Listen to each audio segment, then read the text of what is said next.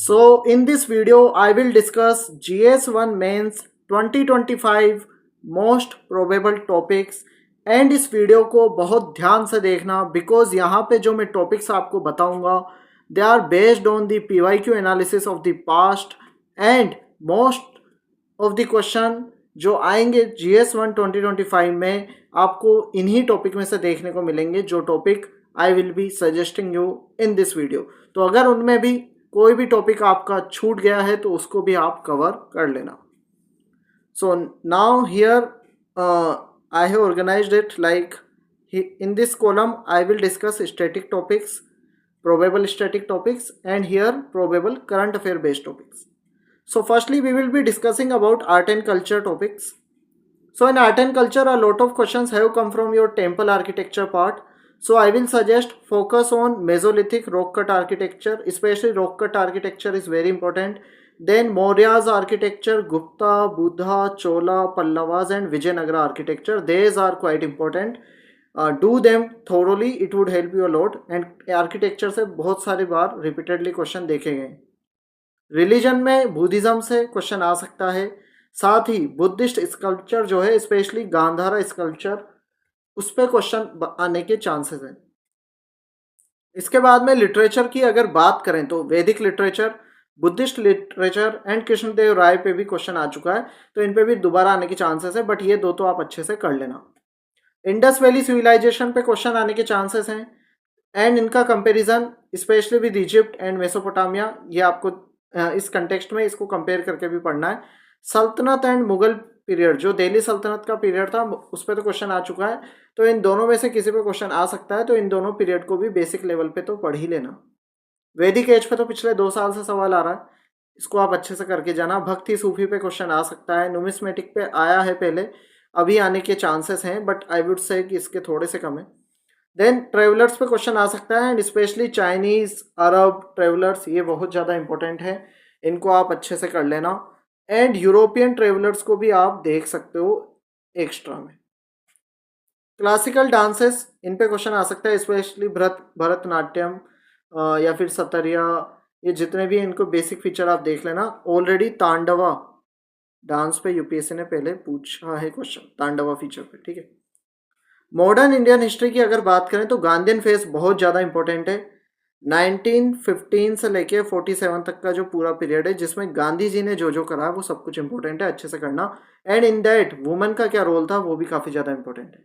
Then comparison of Gandhi ji with Ambedkar, Subhash Chandra Bose, Tagore, Bhagat Singh, Vallabh bhai Patel, Jawaharlal Nehru, तो इनसे compare करके भी क्वेश्चन ऑलरेडी टैगोर पे आया है, रविन्द्रनाथ टैगोर पे रिसेंटली क्वेश्चन, तो इन को आप अच्छे से पढ़ लेना। Comparing it with Gandhi ji question आने के चांसेस है। ब्रिटिश पॉलिसीज का क्या इम्पैक्ट रहा है इंडियन कॉन्स्टिट्यूशन पे? देखो 1919 का एक्ट एंड 1935 का जो एक्ट था ब्रिटिश एक्ट, उसका काफ़ी बड़ा रोल रहा है इंडियन कॉन्स्टिट्यूशन में। इंडस्ट्री पे क्या इम्पैक्ट रहा था ब्रिटिश पॉलिसीज का, वॉर्स, फेमाइन, ट्राइबल्स पे क्या इम्पैक्ट रहा, तो इस कंटेक्स्ट में आपको ब्रिटिश पॉलिसीज को भी पढ़ना है। सोशल रिफॉर्म मूवमेंट पे क्वेश्चन आने के चांसेस हैं, स्पेशली रोल ऑफ वुमेन, उन्होंने वुमेन ने क्या रोल निभाया एंड कौन कौन से वुमेन रिलेटेड इश्यूज रेज किए गए। मॉडरेट्स के रोल पे क्वेश्चन आने के चांस है, साथ ही एक्सट्रीमिस्ट का भी आप पढ़ ही लेना बेसिक लेवल पे, तो एक मॉडरेट्स का अच्छे से पढ़ लेना। इसके बाद में डिकेड ऑफ दी 1920s, तो 1920s से लेकर 47 तक का जो पीरियड था उसमें जो अलग अलग इवेंट हुए उनको क्रोनोलॉजी आपको पता होनी चाहिए, that would help you a lot. Question देखे गए पास्ट में। एंड आइडियोलॉजिकल स्ट्रेंड्स, ये भी काफ़ी ज़्यादा इंपॉर्टेंट, जैसे मार्क्सिस्ट आइडियोलॉजी आई थी उस टाइम पे, सोशलिस्ट इमर्ज करे थे, देन आपके रिवोल्यूशनरीज इमर्ज करे थे, तो उस कंटेक्स्ट में आपको ये अच्छे से पढ़ लेना है इस फेज के बारे में। रोल ऑफ गवर्नर जनरल, इन पे भी यूपीएससी ने क्वेश्चन पूछा है, तो यहाँ पे मैंने मेजर गवर्नर जनरल दे रखे हैं, उनको अच्छे से पढ़ लेना। Curzon, Warren Hasting, Robert Clive, Bentinck and Dalhousie.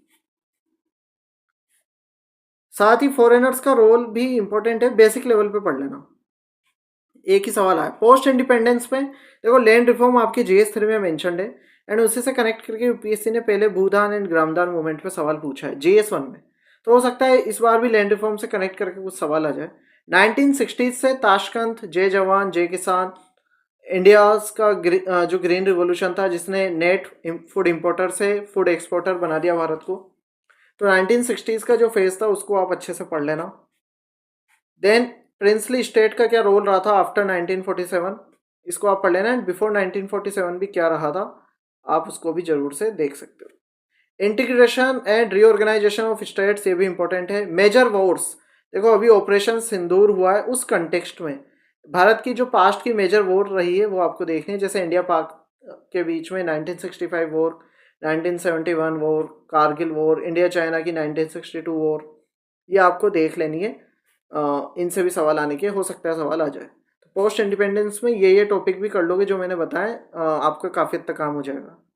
World history की अगर बात करें तो ग्रेट इकोनॉमिक डिप्रेशन, ऑलरेडी इस पर सवाल आ चुका है, बट क्योंकि अभी करंटली भी वर्ल्ड इज गोइंग थ्रू, ऐसा लग रहा है कि रिसेशन डिप्रेशन आ सकता है, उस कंटेक्स्ट में ये इंपॉर्टेंट है। इंडस्ट्रियल रिवोल्यूशन पे तो मल्टीपल टाइम क्वेश्चन पूछा है वर्ल्ड हिस्ट्री से, इसको बहुत अच्छे से पढ़ना। एंड इसको कनेक्ट करना है इंग्लैंड में कैसा था, इंडिया में कैसे हो रहा है, जापान में कैसे हुआ था, and overall fourth industrial revolution जो अभी चल रहा है उसके कंटेक्स्ट में भी आपको इसको पढ़ना है।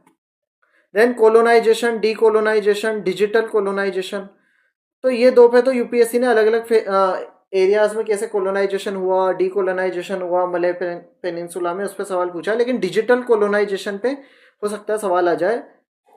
देन यूएसएसआर की जो पॉलिसीज हैं, अब डिजिटल कोलोनाइजेशन पे सवाल वर्ल्ड हिस्ट्री में आने के थोड़े से चांसेस कम है, बट इसका सवाल आपके जीएस 2 एंड 3 में आ सकता है।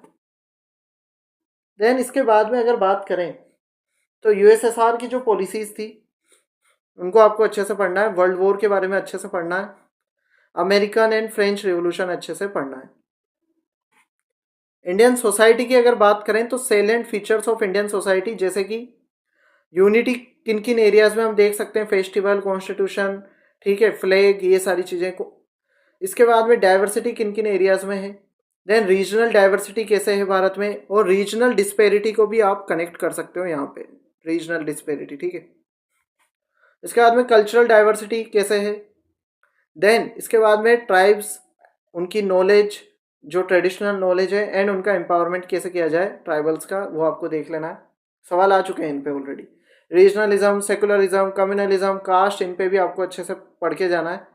देन ट्रेडिशनल वैल्यूज़ जो है इंडिया की वो कितनी कांस्टेंट है, कौन कौन सी वैल्यूज़ अभी भी है और कौन सी चेंज हो रही है।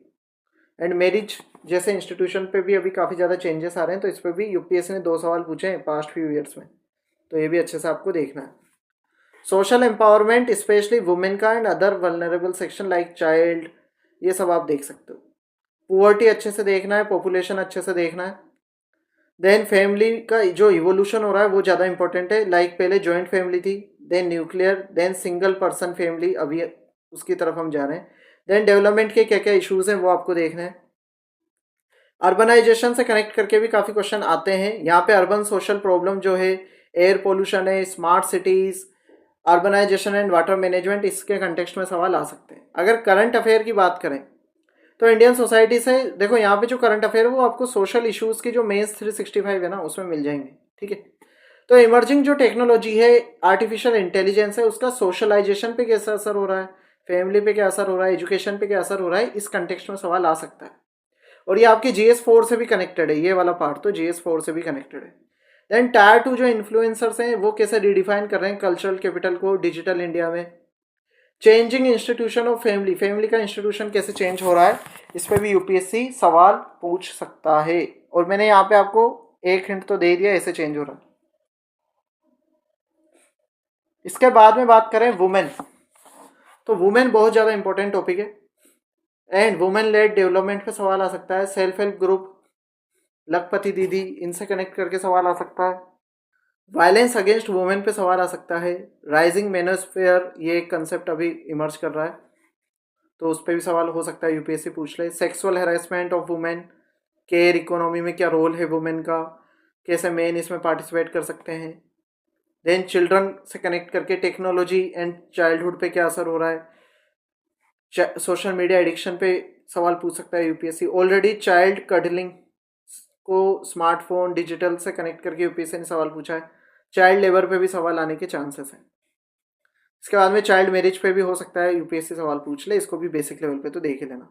Urban transport, urban flood, IT industry की लोकेशन, स्पेशली अभी जिस तरीके से ले ऑफ्स हो रहे हैं उससे कनेक्ट करके भी सवाल पूछा जा सकता है। मिडिल क्लास पे भी काफ़ी बातें हो रही है ना। मिडिल क्लास डिक्लाइन कर रही है, इस पे भी सवाल आ सकता है। अर्बन पुअर्टी पे सवाल आ सकता है। माइग्रेशन पे सवाल आ सकता है, किस तरीके से माइग्रेशन हो रहा है अर्बनाइजेशन के कंटेक्स्ट में। Effect of globalisation, positive and negative effect आपको पढ़ने हैं। एज्ड यानी कि एल्डरली पीपल पे कैसे हो रहे हैं, वुमेन पे कैसे हो रहे हैं, देन यूथ पे कैसे हो रहे हैं, एंड कल्चर पे कैसे हो रहे हैं। तो देखो कल्चर पे तो तीन तरीके से इम्पेक्ट होता है ग्लोबलाइजेशन का। पहला होमोजेनाइजेशन, जैसे कि इंग्लिश लैंग्वेज आपकी डोमिनेंस गेन कर रही है। ग्लोकलाइजेशन, जैसे कि संस्कृत दोबारा से रिवाइव हो रही है। एंड हाइब्रिडाइजेशन, लाइक इंग्लिश जो लैंग्वेज है वो इमर्ज कर रही है, हाइब्रिडाइजेशन। तो अलग अलग एरियाज में कैसे ये तीन तरीके की एक्टिविटीज़ हो रही है वो आपको बेसिक लेवल पे आपको आइडिया उसका होना चाहिए। Then role of women and women organisation, तो मेन क्या रोल निभा सकता है वुमेन ऑर्गेनाइजेशन में, वुमेन एम्पावरमेंट में। इस पर ऑलरेडी यूपीएससी पूछ चुका है सवाल। मेनोस्फीयर के कंटेक्स्ट में भी अभी रिसेंट में इस पर सवाल आ सकता है। Feminisation of agriculture, informal sector, old age, इस पर भी सवाल आ सकता है। मिडिल क्लास वुमेन का जो स्टेटस है, स्पेशली वर्किंग वुमेन का, उस पर सवाल आ सकता है। सेक्स रेशो डिफरेंट रीजन में कैसा है, जैसे नॉर्थ ईस्ट इंडिया में, नॉर्दर्न इंडिया में, ऐसे कंपैरिजन पे। डिफरेंट क्लासेस, जैसे कि जो रिच क्लास है, मिडिल क्लास है, इनमें कैसा है। देन कैटेगरीज यानी कि एससी एसटी, इनमें कैसा है कंपेयर टू जनरल। तो एसटीज में काफ़ी अच्छा है सेक्स रेशो, एंड इस पर ऑलरेडी यूपीएससी पूछ चुका है सवाल। Then history and present of women movements, तो इस पर भी सवाल पूछा जा सकता है। वुमेन मूवमेंट वैसे काफ़ी ज़्यादा इंपॉर्टेंट है। गिग इकोनॉमी में वुमेन का क्या रोल है, कैसे वुमेन पे इसका इम्पेक्ट हो रहा है। वुमेन की जो सुसाइड केसेस हैं उनके कंटेक्स्ट में सवाल आ सकता है। Challenges for women and women empowerment कैसे हो, इस पे भी सवाल आ सकता है। वुमेन एम्पावरमेंट पे तो ऑलरेडी अभी रिसेंट में सवाल देखा गया। देन डेवलपमेंटल इश्यूज की अगर बात करें तो मिडिल इनकम क्लास अगेन काफ़ी ज़्यादा इंपॉर्टेंट है, न्यूज़ में भी ये है, इसको अच्छे से पढ़ना। सोशल इश्यूज की मेंस 365 में आपको मिल जाएगा। Then social implication of workplace automation, उसके क्या इम्पेक्ट हो रहे हैं। Work from home, right to disconnect, ये क्या है, कितना रिलेवेंट है। ग्लोबल हंगर इंडेक्स, तो आपके ये जो सोशल जस्टिस वाला पार्ट है, पोवर्टी हंगर, उससे कंटेक्स्ट में सवाल आ सकता है। अर्बनाइजेशन पे यूपीएससी पूछता ही है। इंटरनल डिस्प्लेसमेंट पे हो सकता है सवाल आ जाए। लोनलीनेस पे सवाल आ सकता है। ये वाला थोड़ा सा काफ़ी ज़्यादा इंपॉर्टेंट टॉपिक है आज के टाइम पे, इसको भी आप देख लेना। तो इंडियन सोसाइटी के जो ट्रेंड है, जो इंडियन टॉपिक पे आ सकते हैं, वो सारे मैंने मेंशन कर दिए। ज्योग्राफी की अगर बात करें तो यहाँ पे एटमॉस्फेरिक रिवर्स, इन पे सवाल आने के चांस है। नया कंसेप्ट है, ये आपको मिल जाएगा इन्वायरमेंट की जो मेंस 365 है ना उसमें। एल निनो एंड मॉनसून का लिंक, उससे कनेक्ट करके सवाल आ सकता है। रिवर लिंकिंग प्रोजेक्ट, इन पे ऑलरेडी सवाल यूपीएससी पूछ चुका है, इसको अच्छे से पढ़ लेना।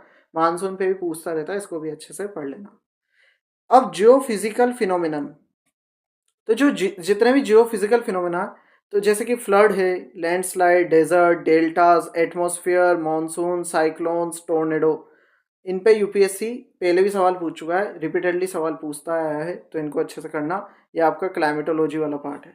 देन कॉन्टिनेंटल ड्रिफ्ट पे आ चुका है सवाल, प्लेट टेक्टोनिक्स पे आ चुका है, सी फ्लोर स्प्रेडिंग पे अभी तक नहीं आया है, हो सकता है इस पे आ जाए। बाकी आप ये तीनों ही अच्छे से पढ़ लेना। देन माउंटेन्स, उनकी लोकेशन, फॉर्मेशन, देन वोल्केनो कैसे फॉर्म होते हैं, आइलैंड कैसे फॉर्म होते हैं, ring of fire, Pacific ring of fire है, सरकम पैसिफिक जोन पे वैसे भी यूपीएससी ऑलरेडी सवाल पूछ चुका है, तो ये आपको अच्छे से करना है। रॉक सिस्टम पे पूछ चुका है सवाल, बट जो आपकी इग्नेस रॉक्स हैं, जो अलग तरीके की रॉक्स हैं, उनको एक बार अच्छे से पढ़ लेना। क्रिटिकल ज्योग्राफिकल फीचर्स, तो यहाँ पर टेम्परेचर इन्वर्जन पे सवाल आ चुका है, इसको आई वुड से अच्छे से देख लेना। अर्बन हीट आइलैंड अभी भी ये काफ़ी बड़ा इशू है, इस पर सवाल आ सकता है। क्लाइमेट चेंज को कनेक्ट करके इसका इम्पैक्ट हिमालयाज पे कैसे हो रहा है, क्रायोस्फीयर यानी कि आर्कटिका, आर्कटिक एंड अंटार्कटिका पे कैसे हो रहा है। एल नीनो क्या है ना। एल नीनो से रिलेटेड ला लीना भी है, उसको भी आप देख ही लेना, ठीक है। इसके बाद में टूरिज्म का इकोलॉजी पे एंड हिमालयाज पे कैसे इम्पैक्ट हो रहा है। एयर एंड वाटर मास, इनमें क्या डिफरेंस है, क्या इम्पैक्ट है इनका, इसको आपको पढ़ना है। देन ओशनोग्राफी की अगर बात करें तो ओशनिक सेलिनिटी काफ़ी इंपॉर्टेंट है। साथ ही कैसे ओशन का जो टेम्परेचर है वो डिक्लाइन करता है जैसे जैसे हम ओशन में डेप्थ में जाते हैं। डेड जोन्स क्या है, मैंग्रोव्स क्या है, कोरल रीफ्स, ओशन रिसोर्सेज, इन पे सवाल आ सकता है। एंड यहाँ पे ओशन डार्कनिंग अभी रिसेंट में हो रही है, ओशन डार्कनिंग, तो इस वाले कंसेप्ट को भी देख लेना। नेचुरल रिसोर्सेज का डिस्ट्रीब्यूशन, तो फ्रेश वाटर रिसोर्सेज जो हैं इनका कैसे क्राइसिस है, क्या उसका इम्पैक्ट होगा एंड क्या करा जाना चाहिए, इस कंटेक्स्ट में आपको ये पढ़ना है।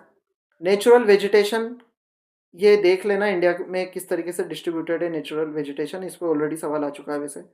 एनर्जी रिसोर्सेज में आपके शेल ऑयल एंड गैस पे सवाल आ सकता है, एटॉमिक एनर्जी पे सवाल आ सकता है, सोलर एनर्जी पे आ सकता है, wind, mineral oil plus hydrogen energy पे भी आ सकता है, तो ये आपको अच्छे से देख लेना है।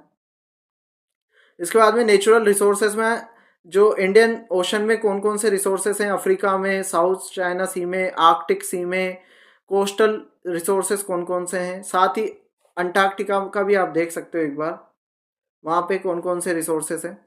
देन लोकेशन ऑफ इंडस्ट्री में यहाँ पे मैंने दो कैटेगरी डिवाइड करी है। पहले प्राइमरी इंडस्ट्रीज जैसे कि rubber, cotton, textile, sugar mill, agricultural based industries, specially agriculture revolution, इस पे सवाल आ सकता है। ग्रीन एंड ब्लू रिवोल्यूशन तो अच्छे से पढ़ ही लेना। टी पे सवाल आ सकता है, फिशिंग पे सवाल आ सकता है, ठीक है। देन सेकेंडरी अगर इंडस्ट्री की बात करें तो iron steel industry, petroleum refineries, food processing, इनको आपको अच्छे से देखना है। इंडस्ट्रियल कॉरिडोर भी अच्छे से देखना है, इन पे ऑल दो यूपीएससी सवाल पूछ चुका है, बट अभी जो डेवलपमेंट हो रहा है इंडस्ट्रियल कॉरिडोर्स का, उनको भी अच्छे से देख लेना एक बार। तो ये थे टॉपिक GS1 के probable topics, and I can guarantee you काफ़ी सारे क्वेश्चन यहाँ से आएंगे, and I will make video on that also कि कितने क्वेश्चन इन टॉपिक में से जो यहाँ पे मैं आपको आज बता रहा हूँ एक्चुअल GS1 मेंस पेपर में आए, तो वो भी मैं रिलीज करूँगा ताकि आपको पूरा कॉन्फिडेंस रहे कि इनसे क्वेश्चन आते हैं। सो आई होप आपको काफ़ी हेल्प मिली होगी। अगर आपको अभी भी कोई डाउट है मुझे आप कमेंट सेक्शन में पूछ सकते हो, and I will also be creating video on GS2 and 3 probable topics, and ये तीनों आपको प्लेलिस्ट में मिल जाएंगे, मेंस PYQ एनालिसिस प्लेलिस्ट, जिसका लिंक मैं कमेंट सेक्शन में पिन कर दूंगा, ठीक है, पिन कमेंट कर दूंगा मैं कमेंट सेक्शन में। तो इस प्लेलिस्ट में जितने भी वीडियोस हैं मेंस PYQs के, वो भी आप देख सकते हो। And all the best for your mains exam.